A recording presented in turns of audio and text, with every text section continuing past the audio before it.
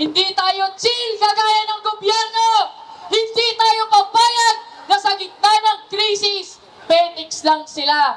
Welga na! Ngunit papaliwanag ko muna ang kahulugan ng bawat letra ng welga. W ng welga, ang ating ginigiit, wage hike now, tungong national living wage.